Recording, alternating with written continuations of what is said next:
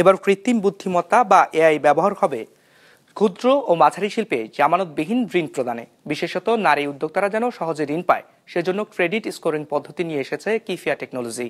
বুধবার রাজধানীতে SME foundation ও Asia ফাউন্ডেশনের আলোচনায় বক্তারা বলেন, এই প্রযুক্তি ব্যবহার করলে প্রবৃদ্ধি ও নারী কর্মসংস্থানে গুরুত্বপূর্ণ ভূমিকা রাখবে।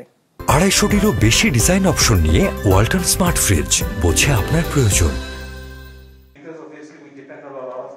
দেশের ক্ষুদ্র ও মাঝারি শিল্প বা এসএমই খাতের উদ্যোক্তাদের প্রতিনিয়ত বিভিন্ন সমস্যার মুখোমুখি হতে হয়। এর মধ্যে নারী উদ্যোক্তারা জামানতবিহীন ঋণ না পাওয়া, ব্যবসা পরিচালনায় দক্ষতা কম থাকার মতো সমস্যায় বেশি পড়েন। ব্যাংক ঋণ দেওয়ার ক্ষেত্রে সাধারণত জামানত, গ্যারান্টি ও আর্থিক রেকর্ডের উপর নির্ভর করে থাকে। এসব শর্ত পূরণ করতে না পারায় ঋণ পেতে নানা সমস্যার মুখোমুখি হন ক্ষুদ্র মাঝারি উদ্যোক্তারা।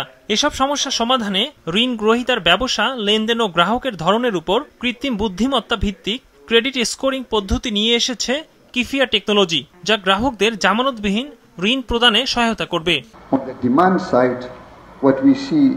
Universally is a lack of records, whether it's an Ethiopian MSME or somebody on MSME in Bangladesh. অনুষ্ঠানে অংশ নিয়ে কেন্দ্রীয় ব্যাংকের গভর্নর জানান, দেশে তথ্যের গুরুত্ব এখনো কম, যা আর্থিক খাতে উদ্ভাবনে নেতিবাচক প্রভাব ফেলেছে। এজন্য কৃত্রিম বুদ্ধিমত্তা সহ উন্নত প্রযুক্তির ব্যবহার বাড়ানো দরকার। ইনফরমেশন ডেটার যে ভ্যালু, সেটা তো আমরা it's very much under appreciated আমাদের কোন।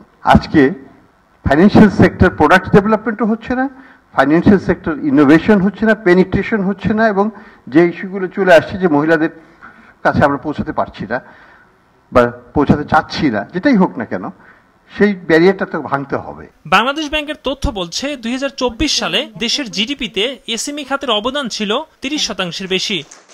একরামুল ইসলাম খান, বিজনেস রিপোর্ট, মাছরাঙ্গা টেলিভিশন।